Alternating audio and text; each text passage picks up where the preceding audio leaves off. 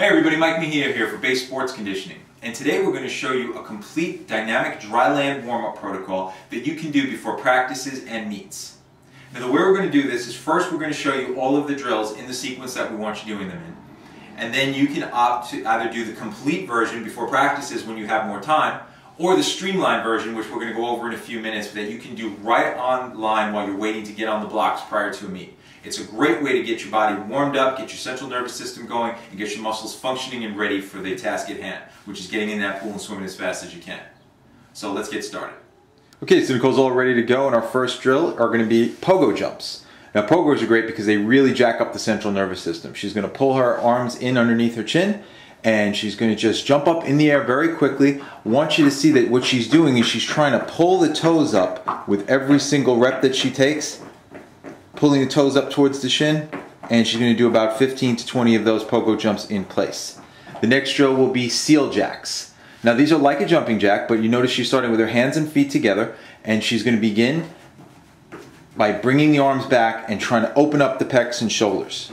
That's why these are so great for swimmers, because they really open up the chest and shoulder area. Great. After about 10 to 15 of those, she would go into prisoner squats. Hands behind the head. And what she's going to do is feet shoulder width apart, a little bit wider. She's going to keep those elbows back as she squats downward and drives back up. Making sure to fire the hips back, pressing those hips way back, and driving back up. Now these first three drills are all great because they're going to get your blood pumping and get your central nervous system jacked up. Now from there we'll break it down a little bit and go into a head to toe warm-up protocol. She's going to bring her arms down, and we're going to go with some half neck rolls. Starting with her chin on one shoulder, she's going to slowly roll it along, touching almost every aspect of the chest, over to the other side, and then again bringing it down and around. This will help get the neck loosened up and ready to go. Great, and after doing about 10 to 12 of those to each side, next up would be the official USA Swim sanctioned shoulder warm-up. Now these are 5 specific drills designed to really get the shoulders going before a meet or a practice, and you can see she's starting with the first one, which is an external rotation, and each one she's trying to get a little bigger than the one before. Arms are about 90 degrees, and she's bringing them straight back. Good.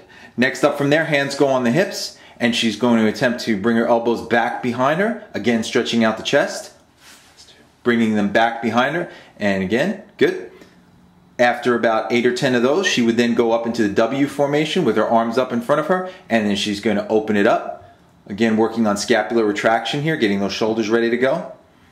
8 to 10 of those would then be followed by scarecrows, where she leaves the arms out and rotates, going into some pure external rotation here. Great, and the last of the bunch would be the streamline, where she starts with the arms straight up overhead and brings the arms down and back behind her back. She's bringing the elbows down and back behind her. Now, as I said, you would be doing anywhere between 12 and 15 repetitions of these, but you may want to shorten it to between 8 and 10 because sometimes the shoulders do get a little fatigued. But that is the official USA Swim sanctioned shoulder warm-up. From there, we're going to go into some nice torso rotations where she would open up her knees a little bit, open the stance up, and just kind of turn side to side, keeping the knees soft, bracing the core, and rotating again, trying to get a little bit bigger with each turn, keeping the hips as still as possible. From torso rotations, we then go into leg swings to open up the hamstrings. Now these are a little tough. She's going to try to do them here with no balance, meaning that she's just going to swing the leg free. This stretches out the hamstrings, as you can see here. And you can also do these holding on to a partner or holding on to a wall if you have one handy. But Nicole has pretty good balance, so she's okay here. She'd do about 10 to 12 of those per side. And then we go into side leg swings. These are very challenging. Now these are going to warm up the adductors and the abductors, the muscles on the inside and the outside of the thighs. Again, really tough drill here, so she's got some good balance. And those would be side leg swings. From there, we're going to get down onto the ground and we're going to go into a Spider-Man. Spider-Man is in a push-up position. Why don't you turn the other way, Nicole? Turn sideways.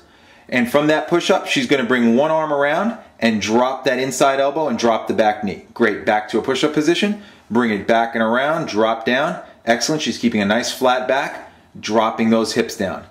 One more time, and she would again do about 10 to 12 of these. Those are called Spider-Mans. From there, she gets into a seated position, and we'll go into some thoracic mobility. What she's going to do is sit Indian style with her fingers laced and elbows back so that she can't see them. And what we're going to look for here is a slight rotation to one side and then crack over a little bit, making sure to bend from the upper part of the torso, not from the waist. Come back center, turn a little more. Again, it's a very small movement over. She's not trying to do it from her waist. Come back. She turns a third time, right? Really trying to bend from the upper part of the torso. And last time she turns for a fourth, chin up off the chest and over. And she would do that to both sides. Those would be thoracic mobilizations. From there, she would stand up and we do what's called a pike walk return. Now these are really good for stretching out the hamstrings, the calves, and the lower back. Back up a little more, Nicole. What she's going to do is hands over to the ground. Why don't you come out to the side a little bit, Nicole? So turn your body this way. Hands down to the ground if you can reach. She has pretty good hamstring flexibility. And then she walks out, keeping the legs straight. Go out as far as you can with those hands past your head. Works the core. And then what she does is she walks back up, keeping the knees straight, because we're returning the pike walk here till the heels are almost down, and then back out again. Very challenging drill. How far out you get is going to depend on core strength and flexibility, as I said, in the glutes, hamstrings, lower back, and especially those calves as she presses those heels to the ground. Good job, Nicole. I'll have you stand one more time for the last two drills, and those will be balancing ankle circles. She's going to stick one foot out and just make some nice big circles. The other leg serving as the support leg here. About 5 or 6 clockwise and then 5 or 6 counterclockwise. And she would then repeat that to the other side.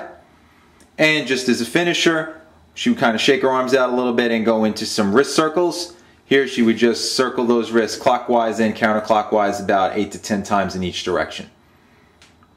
Because those wrists and forearms do a lot of work in the pool as well. And there you have a complete head-to-toe dynamic warm-up protocol that you can do before practices. And in a sec, we'll go over what you need to do before a meet. Okay, so now that you've seen all the drills and have seen the complete version of the warm-up, let's go over that streamlined version that you can use right on deck at a meet so you can get your body jacked up and ready to go without incurring too much fatigue.